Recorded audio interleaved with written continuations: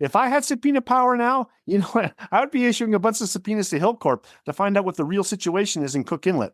Because I think there's a lot of posturing going on down there. I'd be issuing subpoenas left, right, and center for their own, their forecasts, their data. I would get someone like Mark Myers. He's a genius level guy. And if he told me there's a shortage of gas in Cook Inlet, I'd believe him. But I don't believe anybody else. I think it's all posturing and negotiations over price.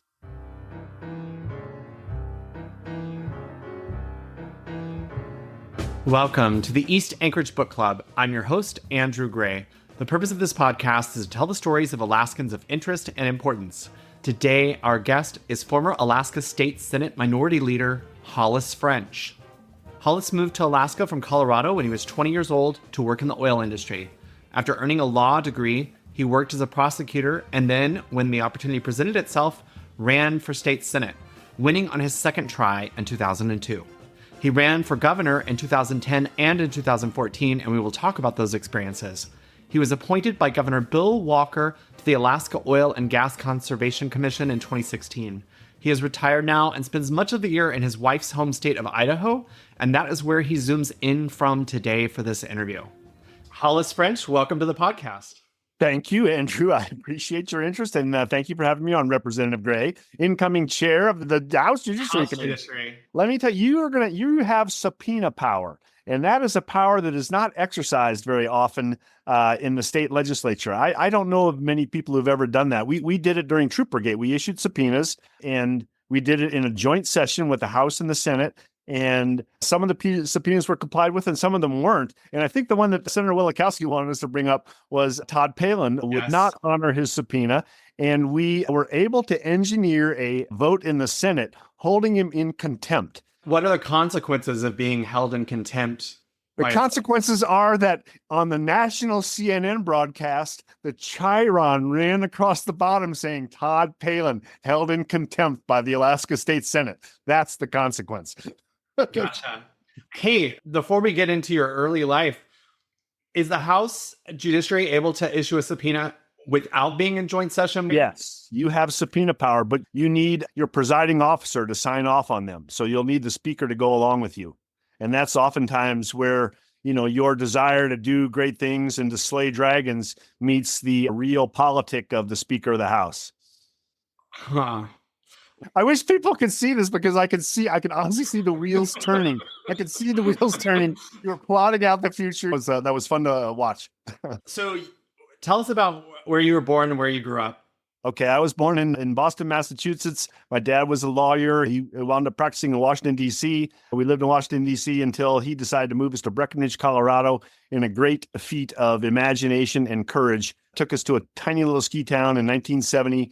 And I wound up going to high school there. And then my folks divorced in 78. I went to Alaska. I'd gone to a semester and a half of college at CU Boulder and then dropped out of college and came to Alaska and started working a year and a half later in the oil industry. Were you climbing mountains in Colorado?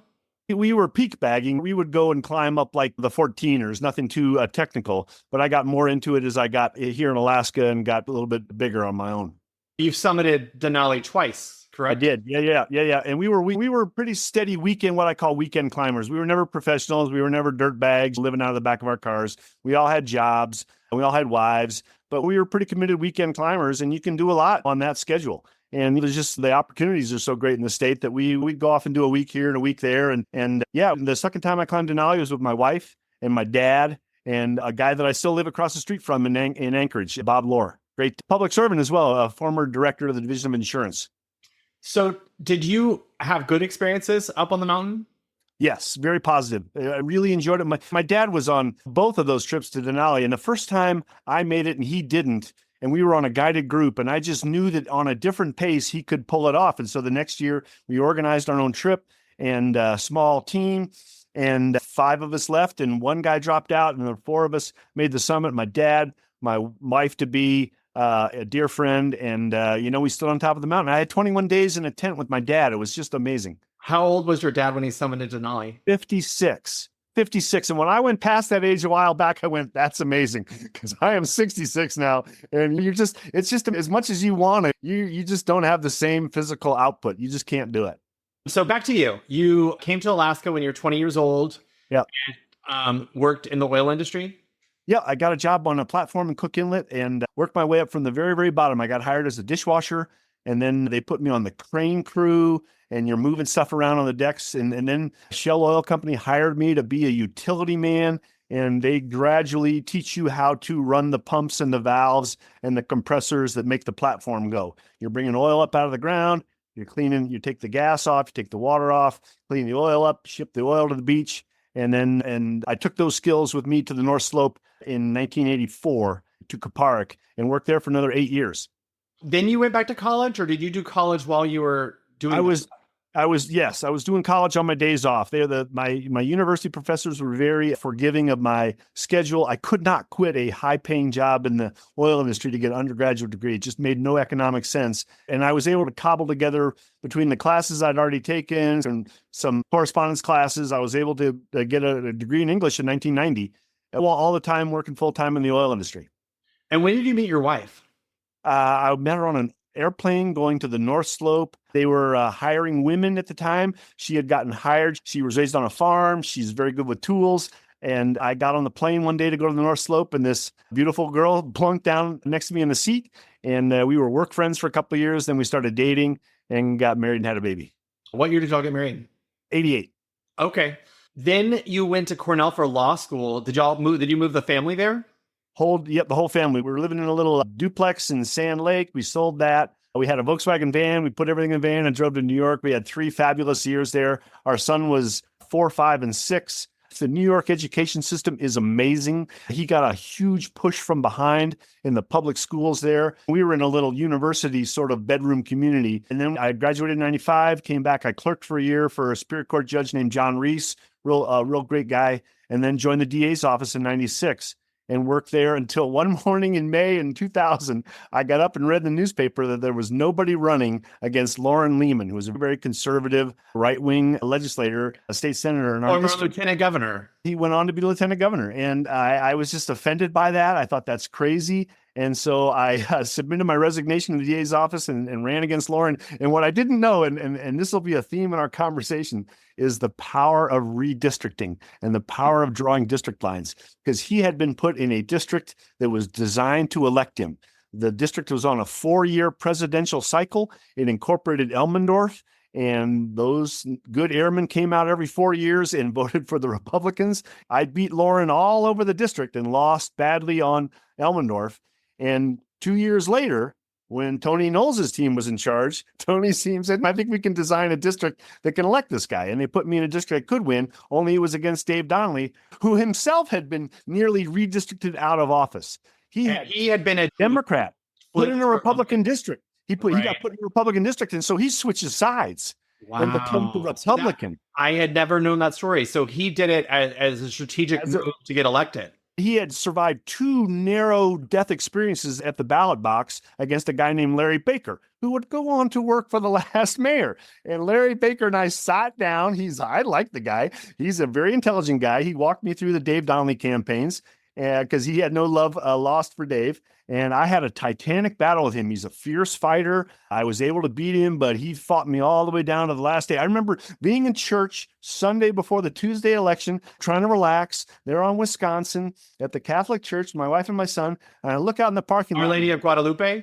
Yeah, Our Lady of Guadalupe, exactly. And I look out in the parking lot, and Dave and his sidekick are putting flyers on the windshields of the cars out there. Wow. In church. So it was quite the get-go. But again, the district just didn't favor him. He tacked too far to the right. It was a progressive district. And so, boom, I get elected in 2002.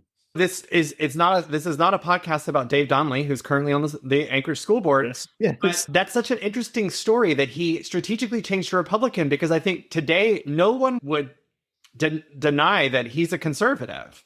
Well, I think he was a conservative Democrat, and I don't really know him very well. I'll just leave it at that. But he was a handful.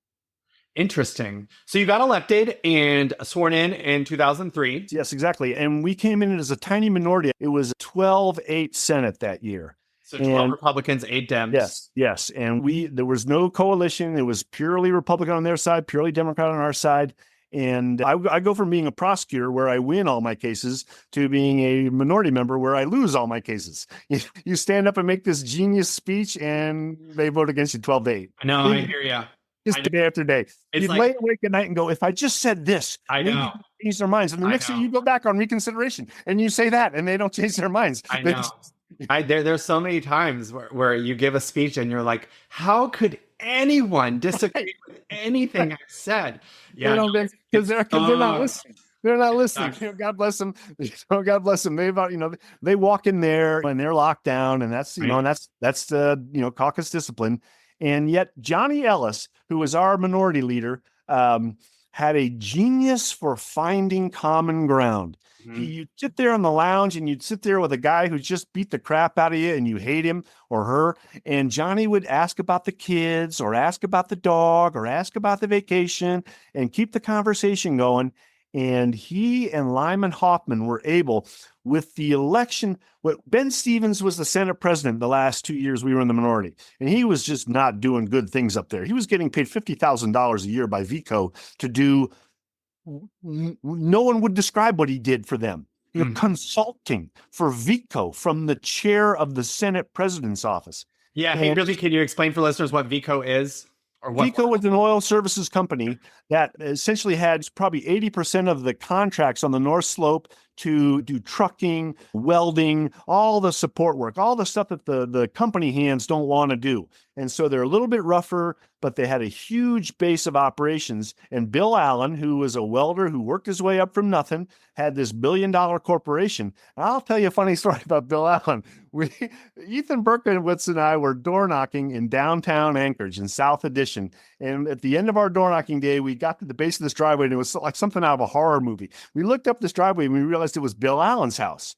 And we're like, okay, I will if you will. So we go walking up there. We knock on Bill Allen's house. The door gets opened by Pete Cott, the Speaker of the House, who is drunk. And Pete's, Ethan! He dragged Ethan in a bear hug, drags him in. I go walking in. They put these big glasses of scotch in our hands. There's a TV about 8 feet tall. They're all watching, and they're ragging on Democrats, and they're ragging on this. And I'm just sitting there thinking, how long do I have to see here before I can get out of this hellhole?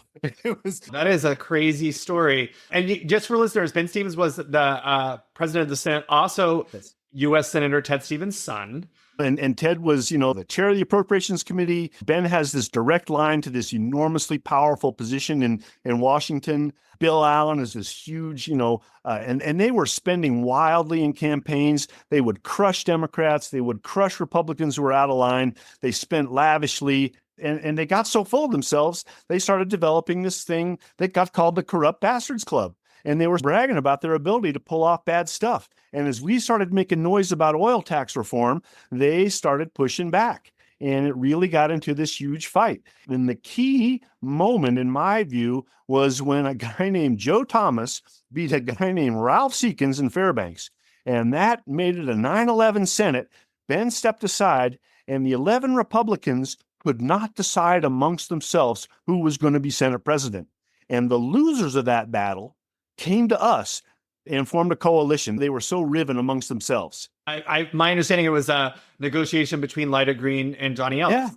Yeah. Lyda could not get elected Senate president with the other 11 Republicans. So she and 5 of her cohorts came to us, John Cowdery, Con Bundy, a couple other people. And she had replaced Jay Kurtula in Palmer. So that was the big change. The Matsu was Democrats. The conservative shift. Yeah. That's good history because that's important. Jay was 30-year legislator, hardcore Democrat, farming roots, the roots of the Valley, really. But as that place grew up and blew up, it became more and more conservative. And Lyda was, I'll tell you a quick Lyda story. She and I started off as diametrically opposed.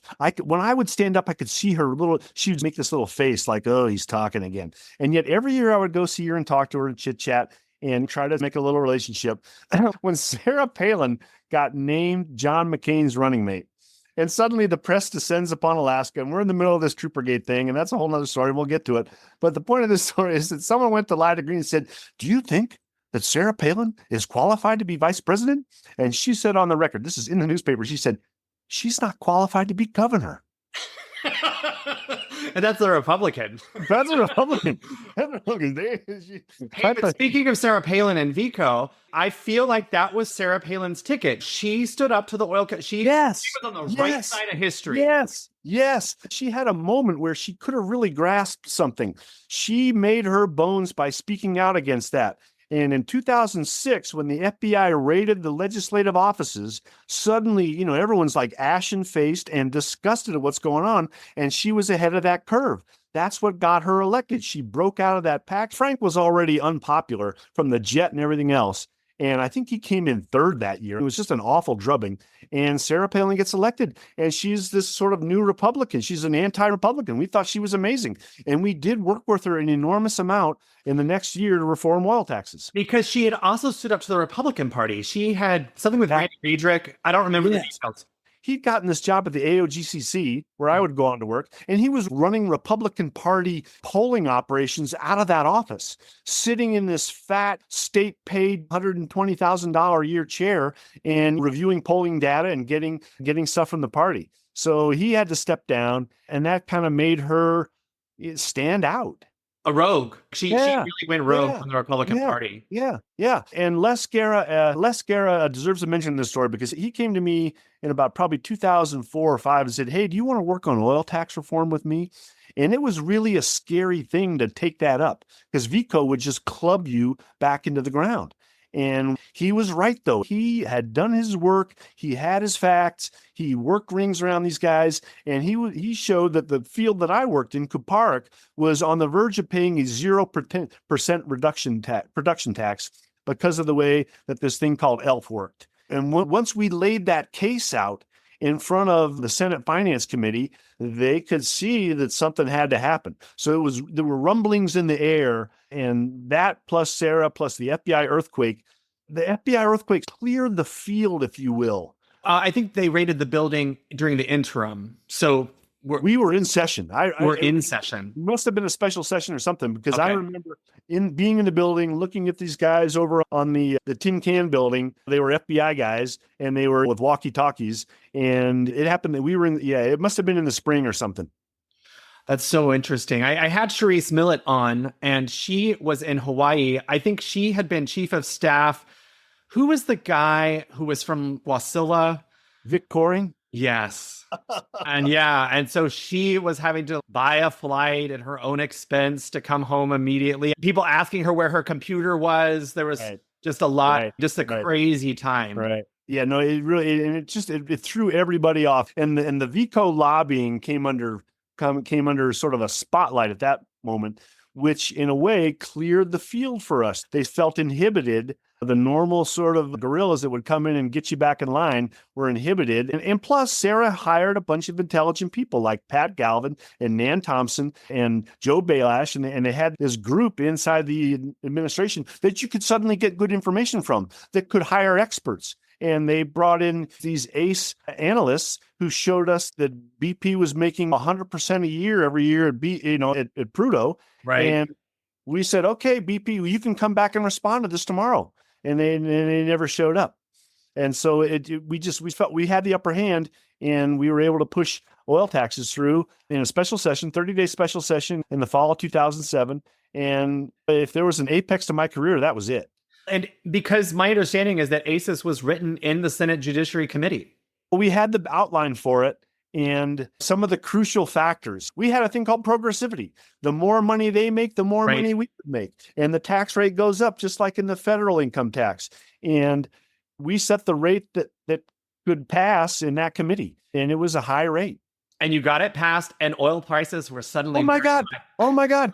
It was just like a miracle straight from heaven, Andrew. The next year, oil prices hit $145 a barrel. We are standing inside a fire hose of money. It is just blowing money into the coffers. And all these guys that has poo-pooed us, and suddenly the finance chairs are like walking around on clouds. I should say this. I have a great picture of Les Guerra sitting on the couch in my office reading the newspaper. And the newspaper says, capital budget at $2 billion and growing.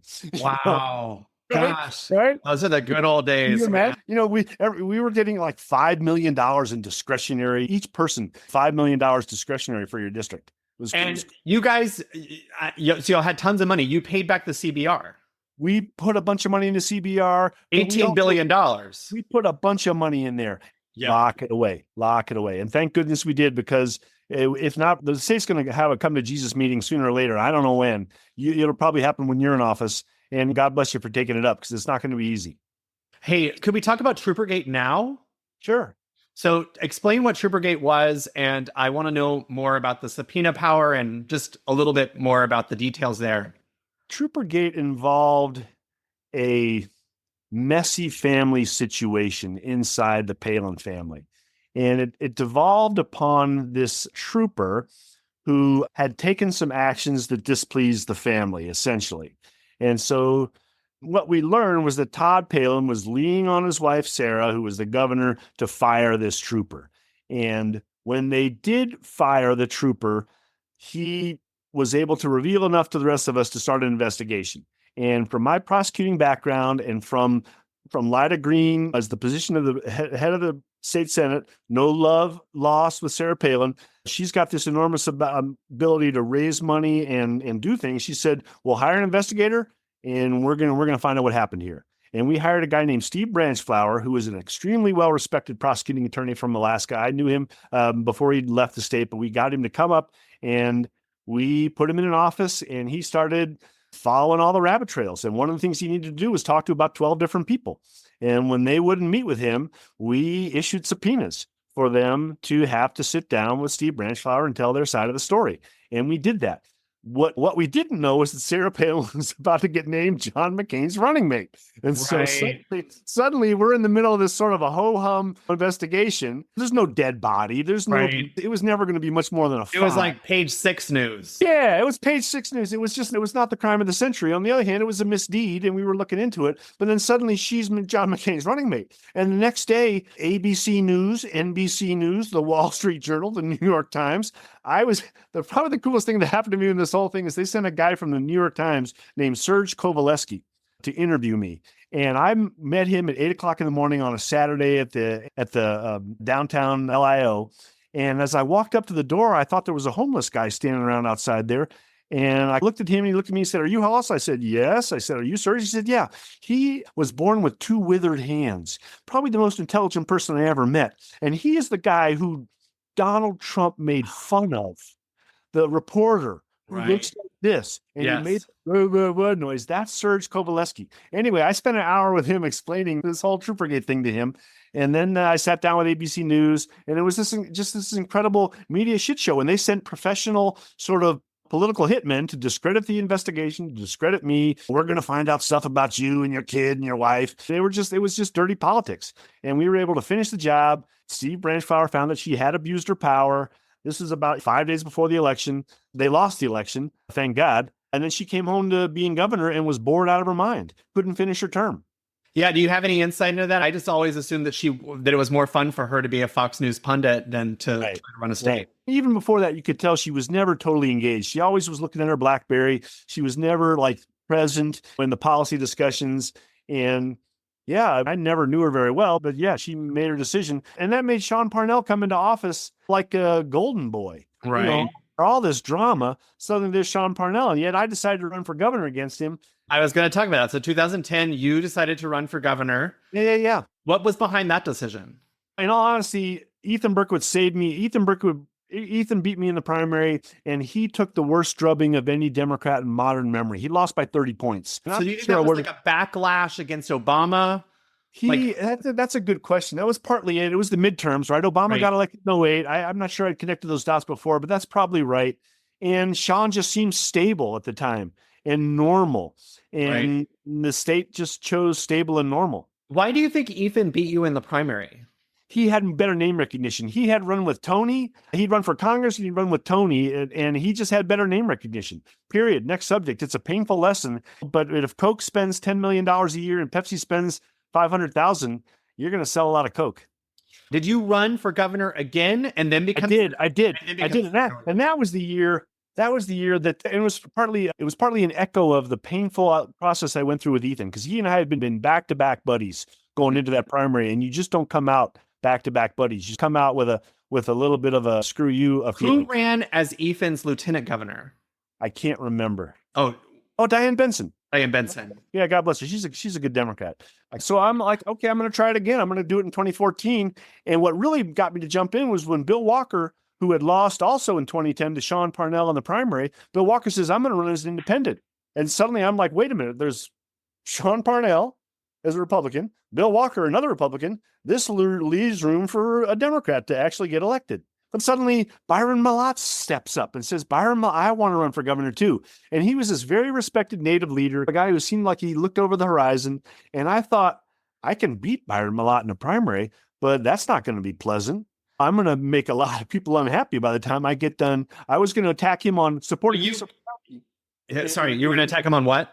He had supported Lisa Murkowski against Stacey Adams. And in a Democratic primary, that was going to be death. Maybe in the general he'd be fine, but that was going to be death in the primary. And there was a lot of logging going on down there on their native lands in Tongass. Mm-hmm. And I was like, boom. And yet I met with Byron and I just thought, I don't want to have a fight with this native guy. He can run for governor. I'll be his lieutenant governor.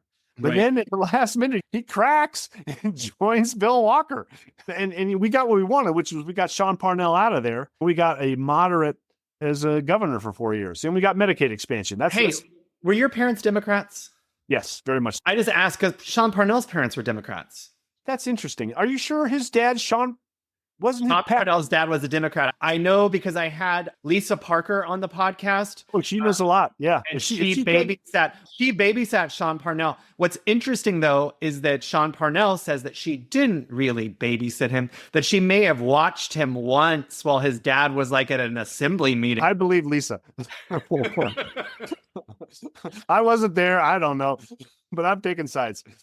Anyway, and Bill Wielechowski's parents are Republicans. My parents were Republicans. So I feel like we have a model of people flipping from their parents. So I'm always curious about where people. Yes. Well, that's a good question. Somewhere in a sociology class, I learned that 75% of people follow their parents politically. So it's more common. And they were Kennedy Democrats. And it was back in that era when you believed that we're going to go to the moon, we're going to fix the world, government can make things better.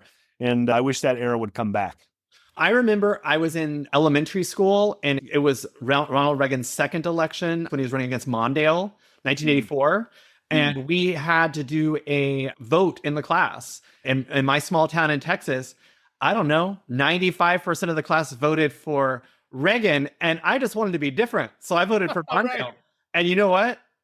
I picked my party. That moment puts you where you are. I mean, look where you are. Look where you are. Yeah. Look where you are. Anyway, back to you. So what was the feeling when Malott decided to be the lieutenant governor for Walker? I know you guys were happy about Parnell, but that was also the year that Mark Begich lost, I think. Yeah. To Dan Sullivan. Yeah. So yeah. I don't know. Did you guys feel like that you'd made the right choice? Was there any question at all? Was there any people who were upset? I had a small group around me that were extremely upset and still are. But I think all in all, we felt like we got the benefit of our bargain. We got Parnell out of there. We got Medicaid expansion. We had a moderate.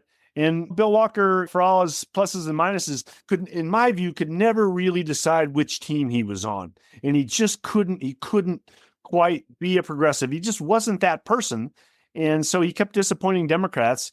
And he got jammed with the fiscal situation of the state. It was tricky because I'll just say that Walker has taken a lot of criticism for not really being very strong on the LGBTQ rights front. Exactly. And you actually had a bill to repeal the ban on. Yeah, it was one of the last things we did. Was you could see that decision coming. I can't remember what the precursor was to the Supreme Court decision that threw down the marriage. It was Obergefell v. Hodges. Yeah, and there was one before that dealt with a narrower issue. But yes, there was like a woman. Yeah, it was. I stayed in Juneau one weekend and I read that decision. It was a Supreme Court decision. I said, this is over. It is over now. Right. There's nothing left of the defense of marriage inequality. It's going to go away. And so I said to my staff, this is the last day to file bills. What do you want to do? And we were like, hey, let's get rid of this stain on the Alaska state constitution. So we filed a bill to remove, it was Lauren Lehman's amendment that put that in a state constitution. Oh, that's interesting. So Lauren Lehman is the person who got that in the state constitution in 1998. Yeah, I believe he was a spearhead. Wow, that's so interesting. Yeah, I've had Obergefell on the podcast. No way. Yeah. Oh my God. Good for you. Good for you. Thanks. Actually, in a sweet little coda, as my friend Johnny Ellis was getting in worse and worse health, we would go out and have these lunches. And one of the lunches, we'd go with this person or that person. One of the lunches we went with was Lauren Lehman. And the three of us went to lunch. Lauren's a good talker and he remembers a lot of politics. And Johnny was like a magnet. There was nothing that happened in the Capitol that he couldn't tell you the complete story of. And so it was just fun to watch those two old pros reminiscing as friends before Johnny passed. Did Johnny Ellis harbor any ill will against Lauren Lehman for passing that amendment? Yes and no, but he was just always a pro about it. He was always a pro. He hated it. He had to. And this poor closeted gay man, suffer. I mean, I can remember the times Johnny would look at me and I'd have a little campaign picture of me and my wife and my dog. And he'd say, do you know how lucky you are? Do you know how lucky you are? How badly he wanted to present. Right. And you just couldn't in that era. His whole life as a closeted gay man. Hey, I'll tell you, things have changed because when I ran for office the first time, I made a strategic decision not to have pictures of my family. I did lots of pictures of me in Army uniform. Right. But then towards the end, I heard from gay people in my district being like, why are we electing a gay person if you're not going to be gay? And so the very last mailer I sent out was a picture of me with my husband and son. Yeah. But I was like, oh, I've got to own this. This is This is who I am. God bless you. Exactly. God bless you. And God bless your district. Hey, so quick funny story about Lauren Lehman. I had him testify in favor of one of my bills last year, and it was a really important lesson for me. He was testifying in state affairs towards an election bill that I had that would have required the Division of Elections to release all ballot data the day after the election, including ranking. It wasn't that they had to rank it. They just had to release enough data so that media outlets, anybody can do this. Could see who was ahead of the ranking. It was just a transparency bill. Yeah. And I had talked to him beforehand. I'd asked a lot of conservative people because it's a conservative friendly bill. It's release all the data. Yeah. So he said, this is my biggest problem with ranked choice voting is that there's this feeling of a black box that things are kept under wraps for 2 weeks. So he's like, sure, I'll testify in favor of your bill. And then he went off script and said that he would support the committee amending this bill to repeal ranked choice voting. And I was sitting there and I was like, oh my God. But you know what's so funny is that a couple of the conservatives on the committee told me afterwards, Lauren was great. We loved his testimony. We're going to vote yes and move this bill. It never did. Here's something else you can do. I don't know. This doesn't really apply to Lauren, but one of the things you can do as a committee chair is you can ask to have your witnesses sworn in. We were getting ready for a big oil tax hearing. As soon as we passed ACES, they started hammering away at it, and they redistricting produced a Senate that would lower oil taxes. And so we're fighting with every stick and stone we have. And one of the things we said was, look, tomorrow's going to be oil company testimony about this oil tax. Why don't you have them under oath? I don't know. Maybe that would make a difference. And what was funny was the oil industry didn't care. They go to Congress all the time. They get sworn in. Right. They'll take the oath. They'll modify a little bit. They're still going to say essentially the same thing, but at least you have that sort of power of them. It makes them a little more nervous. And I got into a huge fight with Kathy Giesel. And I bet you if you asked her, she would change her mind now. I think she's changed her mind since then. But she cut me off and she wouldn't let him be sworn in. Turned into this little back and forth, a 2-day little media fight between the two of us. But it's the power you have as a committee chair. So I'm just thinking out loud that the best strategy would be to make it a practice to swear everyone in. That way I'm not like exactly. You're not picking out the troopers or somebody. You announce it a week ahead of time. Hey, it's going to be the policy of the committee. Everybody's going to be sworn in. It takes 30 seconds. Boom, boom, boom. Swear to tell the truth. And maybe when it's public testimony, you don't bother with that. They're invited witnesses who are there to comment on bills, or if they belong to the industry that's affected and you want to get the reality of it. If I had subpoena power now, I would be issuing a bunch of subpoenas to Hilcorp to find out what the real situation is in Cook Inlet, because I think there's a lot of posturing going on down there. This brings up a good point, and it's like I've been reading Vic Fisher's book about the 1955 Constitutional Convention. Yeah, and when we talk about committees, it's a funny thing because I was talking to somebody the other day where I was like, I'd really love to do a hearing on this. I was reaching out to another incoming committee chair because I was like, but I don't think I can do it because I'm not sure it really fits judiciary. But I guess like asking you, like, how much can I finesse what fits judiciary? Judiciary here's laws. Like, dude, you're the chair. I mean, I don't want to be flip here on your show, but if you want to have a hearing on, I want to have a hearing with Hillcorp because it's like if resources isn't going to do it. Yeah, and that's your leverage. I guess if you schedule the hearing, suddenly resources might jump into action. And that's the pain of the job is sometimes you can see nirvana just over the horizon, but you don't have the votes to get there. And so you got to be careful. Right. Yeah. So I would love to swear in Hillcorp, but I'm not. I'd be issuing subpoenas left and center for their forecasts, their data. I would get someone like Mark Myers. I love Mark Myers. Mark Myers is a geologist who currently serves as a commissioner for the U.S. Arctic Research Commission. He is the former director of the U.S. Geological Survey. Genius level guy. And if he told me there's a shortage of gas in Cook Inlet, I'd believe him, but I don't believe anybody else. I think it's all posturing and negotiations over price. Hey, that kind of brings us to 2016 to 2019, Alaska Oil and Gas Conservation Commission. That's you. I had a great time there at that job. Bill Walker appointed me in part because of my making concessions to them when the time came for them to join forces.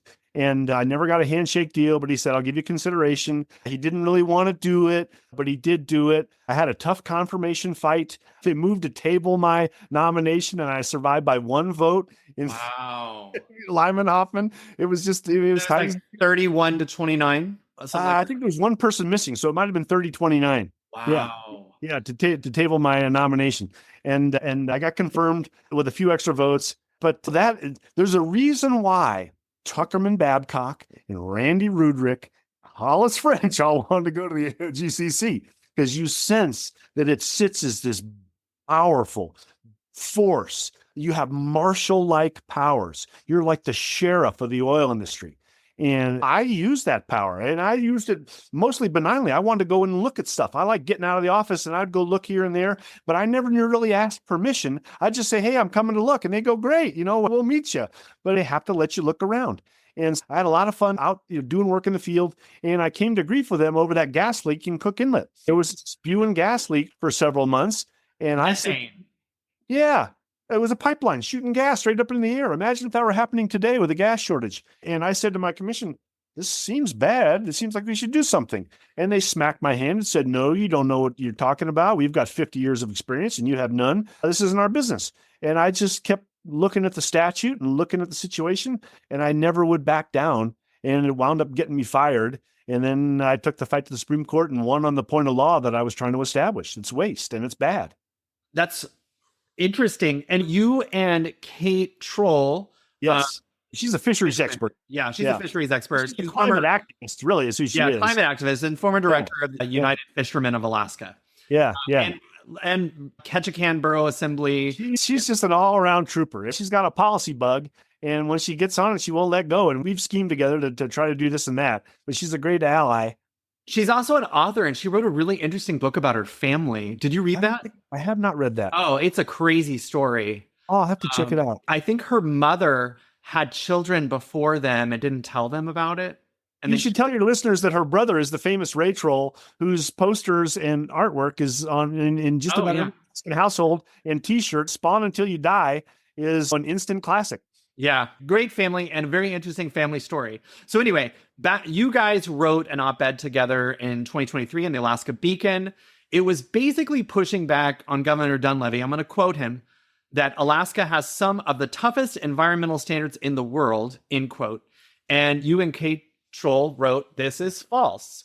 Actually, Fran Ulmer reached out to me to say thank you for that. And that just really made me feel good, because she and a lot of other people sense just how far away we are from being the tough state we ought to be, being the Norway-like state. I was talking to someone the other day who didn't know anything about Alaska, and I said, we didn't wind up like Venezuela or Nigeria. We're not at the bottom, but you can see what we could have been. And I looked to Norway with $1 trillion sovereign wealth fund, $1 trillion permanent fund. And that, to me, is what Alaska could have had with the right leadership and the right backbone. I appreciated that op-ed, particularly because many of the Republicans in the House took up that Dunleavy talking point in committees, in conversations throughout the building. In the world. It sounds good to say, we've got the toughest environmental standards in the world. We're fine. We're doing a great job. And when you're just quoting the governor, the more you say something, and nowadays in politics in particular, the more you say something, the less people are to question it. You got to have something to push back. You got to say, no, coastal zone management. Do you know what coastal zone management is? We have no coastal zone management. And my understanding was it the death knell was Sean Parnell, or was it before? No, it was Murkowski. Absolutely. Huge battle. And he just had the votes. And it was like, oh, no, this will make us more pro-development. He wasn't saying it would make us more pro-environmental. He wasn't saying it would make us the toughest standards in the world. That wasn't their rallying cry when they were getting rid of coastal zone management. They were like, oh, it's such a pain. It's so burdensome. It's so difficult. Oh, it's so hard. And you're like, wait, Louisiana has it. Okay. Right. Louisiana is drilling plenty of wells. Okay. Texas has one. Texas drills plenty of wells. You can have both. So what are the consequences of not having coastal zone management?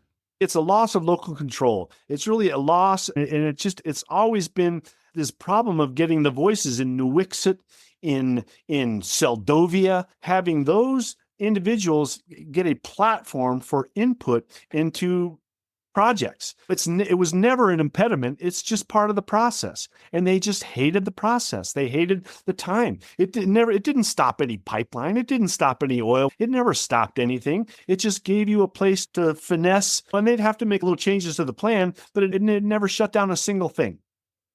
Interesting. So they got rid of it because they felt that it was an impediment to burdensome. Yeah. Right. Which is so interesting because now we're, I guess, 20 years out and they're still complaining about burdens to permitting. And right. There's never enough. And that's partly why you want to put oil industry executives under oath, because what they say, if you push back on it a little bit, you can often find that they're not, what am I trying to say? They're just using rhetoric to try to get their way. All committee chairs can ask that their witnesses be under oath. Yes. It's power you have as a committee chair. And then can you just explain the mechanics of a subpoena and how do you issue a subpoena and what does the subpoena entail? Subpoena commands a person to appear at a certain time, date, and place and bring with that person the pertinent records that are detailed in the subpoena. And the subpoena requires a majority vote of the committee and then the blessing of the presiding officer. It's just a simple two-step process. There's nothing to it. You have it done by noon. And that's what it is. But there are consequences to resisting a subpoena. It depends on who they're issued by. And it depends on who's got the force behind them to back it up. If they come from the executive branch, they have all the bells and whistles of the executive branch to back it up. Legislative subpoenas, the legislature doesn't have an army. Legislature doesn't have a marshal. You're probably not going to issue an arrest warrant for someone who doesn't obey your subpoena, but you can hold them in contempt. And there's a certain negative cast to that whole thing. That'll make the front page. Yeah. Hellcorp CEO held in contempt for not answering questions. For not appearing, for not bringing his documents. Oh, that's good. This is really good. I'm going to make sure that other people listen to this podcast conversation. I really do. I appreciate the interest. And thanks for having me on. Hey, I see all the books behind you. Where are you right now? We're in Idaho. Is your house? Do you have a house in Idaho? Yeah. My wife moved to Alaska from here. We're in Sun Valley, Idaho. We bought a place down here a few years ago. We go back and forth, but I'm here more than I'm there anymore. Can you recommend a book for our podcast listeners? I see so many good ones behind you. Yes. Oh my goodness. Right now, drop what you're doing and read Half of a Yellow Sun. Half of the Yellow Sun. Who's it by? The author's name it's a very difficult name. Chimamanda Ngozi Adichie. Adichie. Adichie. Half of a Yellow Sun. It'll blow your mind. Okay, what's it about? She's about a Nigerian author, correct? Yeah. It's about the unrest in Biafra, really, and a family story that takes place there. But you get totally sucked in, and you'll be glad you read it. Hollis French, thank you so much for being on the podcast today. Representative Andrew Gray, have a great day, and thanks for your interest. Thank you, listeners. I've dropped a link in the show notes to Hollis and Kate Troll's op-ed in The Beacon about the lack of environmental protections in Alaska's oil industry. If you like what you heard, please subscribe, rate, and review us. To contact me, email rep.andrew.gray@akleg.gov or call 907-269-0123.